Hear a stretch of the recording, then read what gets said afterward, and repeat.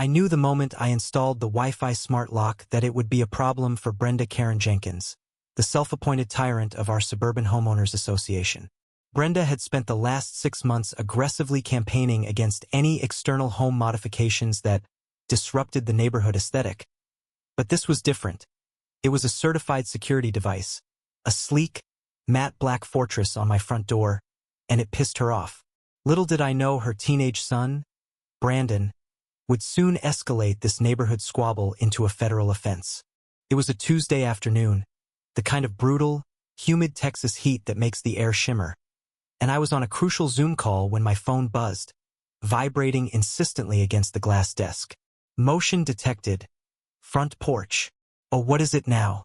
I thought, sighing internally, already bracing myself for a petty note from Brenda tucked into the screen door.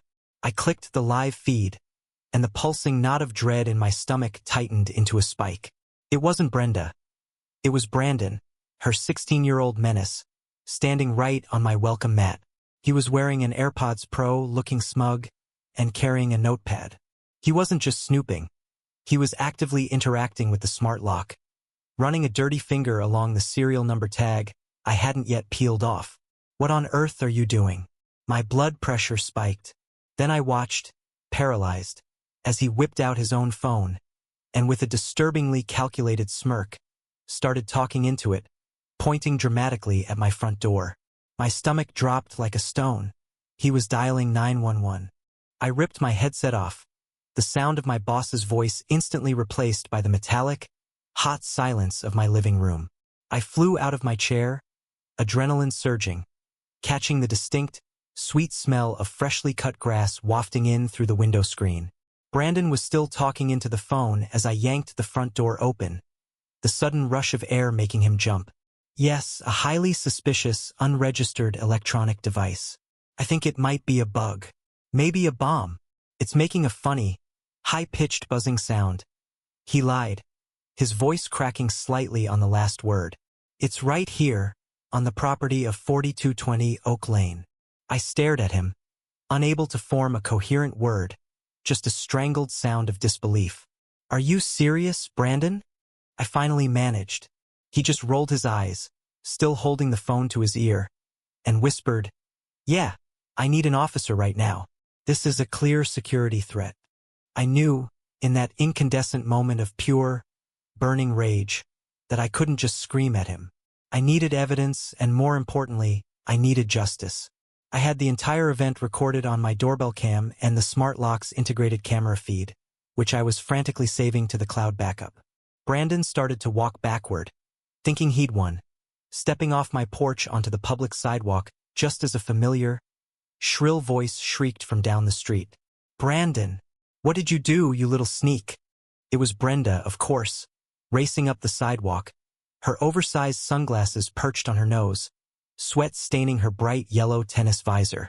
Brenda marched straight past her son and onto my property, completely ignoring the no trespassing private property sign that she herself had insisted the homeowners association mandate.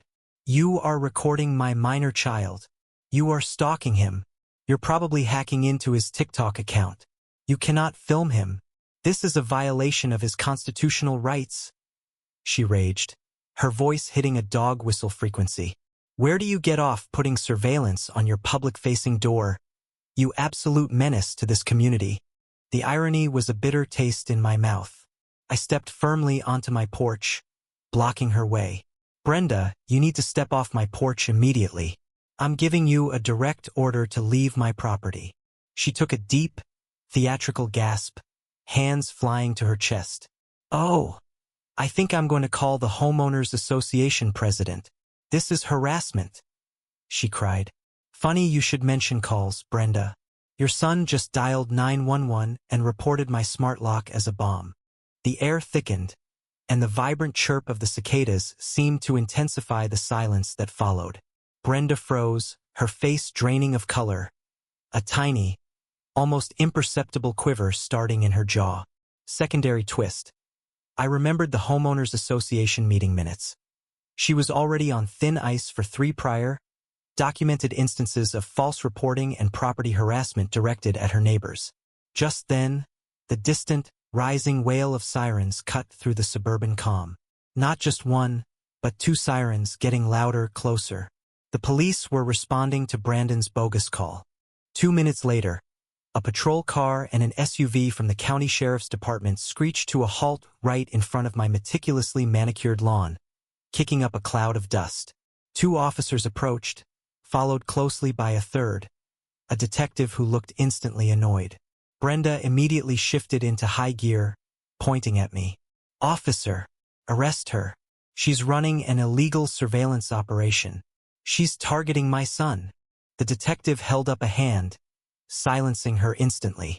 "Ma'am, we're responding to a 911 call reporting a possible explosive device on this address."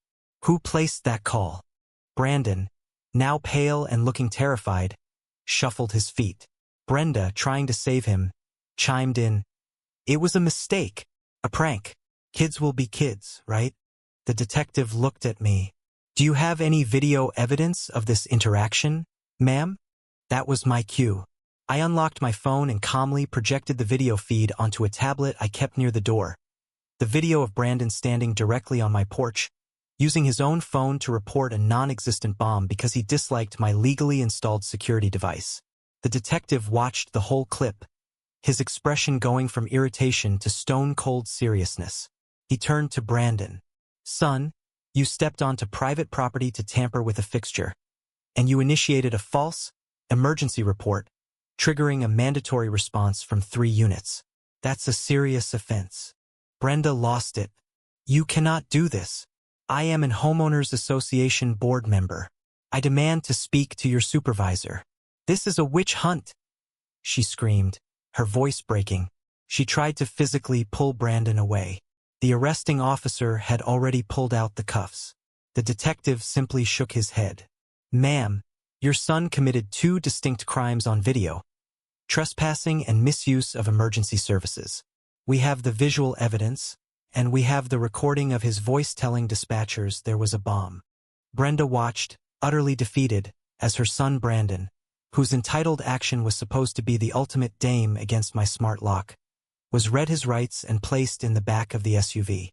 He didn't look at his mother. He looked at the ground, the shame finally hitting him. As the police vehicles pulled away, leaving nothing but the lingering smell of exhaust and the satisfying silence of justice served, I stood on my porch, gazing at the shiny, black smart lock. The lock wasn't a threat. The entitlement was. The moral of the story isn't just about winning a petty neighborhood war. It's about establishing that the rules of law, not the rules of entitlement, ultimately govern us all. What a payoff, right? It was a powerful reminder that when you try to weaponize the system against an innocent person, the system often corrects itself, and the consequences can be swift and final.